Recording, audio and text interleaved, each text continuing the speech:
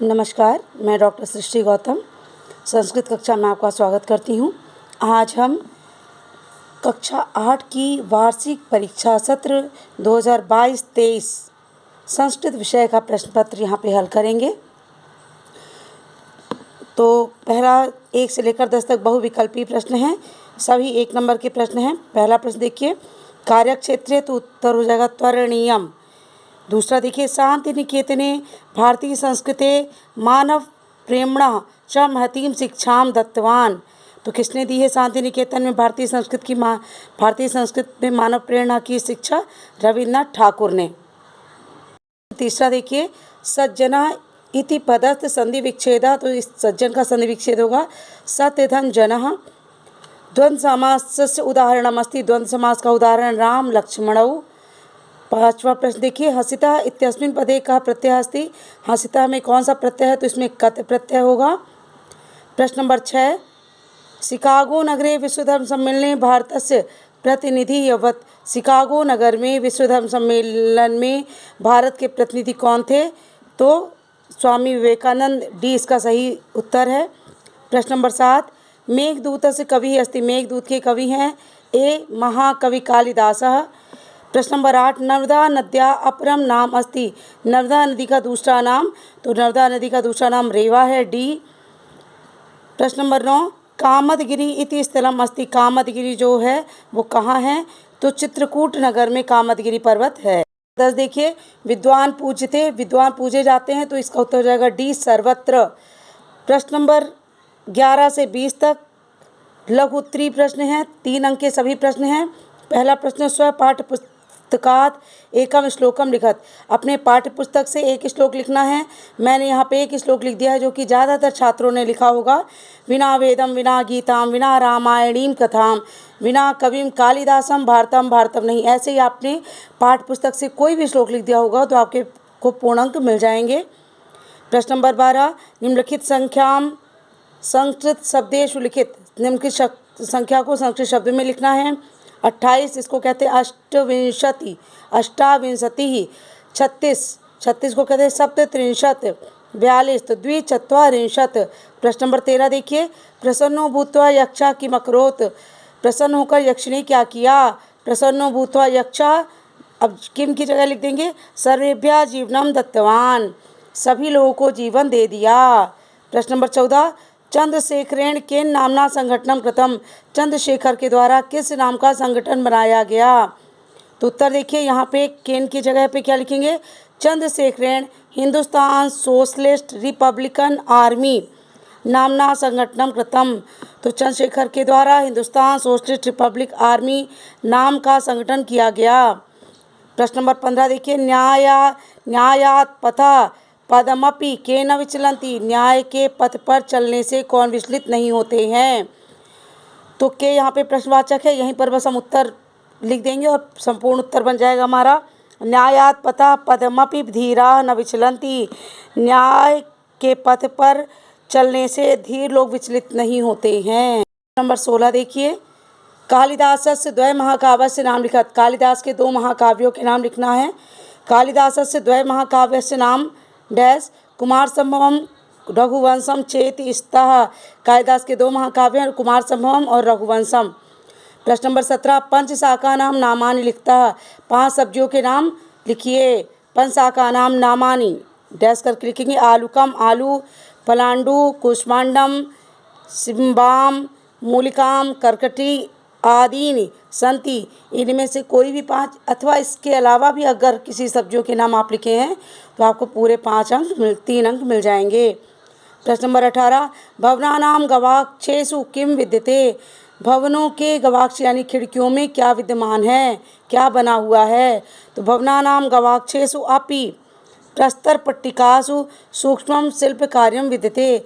भवनों के खिड़कियों में भी प्रस्तर पट्टिका जो बगल की पट्टियाँ होती हैं उसमें सूक्ष्म शिल्प कार्य किया गया है, विद्यमान है। प्रश्न नंबर 19 देखिए, अहिल्याबाई कीदृशी महिला आसीत। अहिल्याबाई किस प्रकार की महिला थी? अहिल्याबाई प्रजावत्सला, धर्मपरायणा, न्यायनिष्ठा महिला आसीत। अहिल्याबाई प्रजावत्सला थी, धर्मपरायण थी और न्याय निष्ठा न्याय युक्त महिला थी। प्रश्न नंबर 20 देखिए, निर्झरा की दशा वर्तन्ते, निर्झर किस प्रकार के हैं? तो निर्झरा झरने कल कल नाद पूरिता वर्तन्ते, कल कल की ध्वनि से पूरित हैं। प्रश्न नंबर 21 देखिए, इसमें जो गद्य दिया हुआ है इसको पढ़ करके आपको निर्देशानुसार प्रश्नों के उत्तर देने हैं। 21 से 24 तक इसमें प्रश्न हैं। सभी प्रश्न 1 नंबर के हैं। वराहमिहिर वेदज्ञ वैज्ञानिकाश्चासीत्, वराहमिहिर वेदज्ञ, वेदों को जानने वाले और वैज्ञानिक थे। सह गतानुगतिकीताया स्थाने, गतानुगतिकी होता है अंधा अनुकरण, किसी भी नियम का अंधा अनुकरण। वह अंधा अनुकरण के स्थान पे वैज्ञानिक दृष्टिकोण से महत्व प्रतिपादितवान, वैज्ञानिक दृष्टिकोण का महत्व प्रतिपादितवान सामने लाए। ग्रह नक्षत्र प्रभावाश्रितम फलित ज्योतिष नाम शास्त्रम तस्य प्रतिपाद्य विषयो अभवत। ग्रह नक्षत्र से प्रभावित फलित ज्योतिष नाम का शास्त्र उनका प्रतिपाद्य विषय था। तेन कृत्वा कालगणना प्रमाण की अस्ति, उनके द्वारा की गई कालगणना प्रमाण की है। आज भी हम उन्हीं के द्वारा बताए गए कालगणना के अनुसार समय को देखते हैं। आगे देखिए, भारतीय फलित ज्योतिष से प्रथम आचार्य वराहमिहिर एव अस्ति, भारत में फलित ज्योतिष के प्रथम आचार्य वराहमिहिर ही हैं। न तत्पूर्वम फलित ज्योतिष से शास्त्रम प्राप्यते भारते, भारत में इससे पूर्व फलित ज्योतिष शास्त्र प्राप्त नहीं होता है। एस एव सर्वप्रथम प्रतिपादितवान, इन्होंने ही सबसे पहले बताया, प्रतिपादित किया कि चंद्र से प्रकाशः स्वकीयः नास्ति, चंद्रमा का प्रकाश स्वयं का नहीं है। अपितु सः सूर्य से प्रकाशेन प्रकाशते, बल्कि वह सूर्य के प्रकाश से प्रकाशित होता है। प्रश्न देखिए, वराहमिहिर का अस्ति आसीत, वराहमिहिर कौन थे? तो पहली लाइन हो जाएगी उसकी, वराहमिहिर वेदज्ञ वैज्ञानिकाश्चासीत्, वराहमिहिर वेदों को जानने वाले और वैज्ञानिक थे। प्रश्न नंबर 2, फलित ज्योतिष से प्रथमाचार्य कहा, फलित ज्योतिष के प्रथमाचार्य कौन हैं? तो फलित ज्योतिष से प्रथमाचार्य वराहमिहिर आसीत, फलित ज्योतिष के प्रथमाचार्य वराहमिहिर थे। तीसरा देखिए, वराहमिहिर से कालगणना की ऋषि अस्ति, वराहमिहिर की कालगणना किस प्रकार की है? वराहमिहिर से कालगणना प्रमाणिकी अस्ति, वराहमिहिर की कालगणना प्रमाणिक है। चंद्रमा कस्य प्रकाशेन प्रकाशते, चंद्रमा किसके प्रकाश से प्रकाशित होता है? तो कस्य के स्थान पर लिख देंगे चंद्रमा सूर्य से प्रकाशेन प्रकाशते, चंद्रमा सूर्य के प्रकाश से प्रकाशित होता है। 5 देखिए, प्रकाशेन इत्यस्मिन् पदे का विभक्ति, प्रकाशेन में इस पद में कौन सी विभक्ति है? प्रकाशेन इत्यस्मिन् पदे तृतीया विभक्ति ही। नंबर 22 देखिए, अधोलिखित पद्यांग पठित्वा प्रश्नानाम उत्तराणि लिखित, ये श्लोक को पढ़कर प्रश्नों के उत्तर देने हैं। जैसे अभी गद्यांश में दिए, निर्धनस्य विषम भोगो, निर्धन के लिए भोग ही विषय है। निःशस्त्रस्य विषम रणम, निःशस्त्र जो जिसके पास शस्त्र ना हो उसका युद्ध ही उसके लिए विषय है। अनभ्यासे विषम शास्त्रम, शास्त्र का अभ्यास यानी विषय का अभ्यास न करना ही विषय है। अजीर्णे भोजनम विषम, अजीर्ण होने पर भोजन ही विष हो जाता है, भोजन ग्रहण कर लो तो विष का कार्य करता है। भोगा कस्य विषम, भोग किसके लिए विषय है? तो भोगा निर्धनस्य विषम, भोग निर्धन के लिए विषय है। निसत्वस्य किम विषम, जिसके पास शस्त्र नहीं है उसके लिए क्या विषय है? तो निसत्व से रणम विषम, बिना शस्त्र वाले के लिए युद्ध ही विषय है। शास्त्रम कदा विषम, शास्त्र कब विष हो जाता है? तो शास्त्रम अनभ्यासे विषम, शास्त्र अभ्यास न करने से विष हो जाता है। अजीर्णे विषम किम विषम, अजीर्ण होने पर भोजनम विषम, अजीर्ण होने पर भोजन विषम हो जाता है। निर्धनस्य इत्यस्मिन् पदे का उपसर्ग अस्ति, निर्धन शब्द में कौन सा उपसर्ग लगा हुआ है? तो निर्धनस्य इत्यस्मिन् पदे निरुपसर्ग अस्ति, कौन सा उपसर्ग है? निरुपसर्ग लगा हुआ है।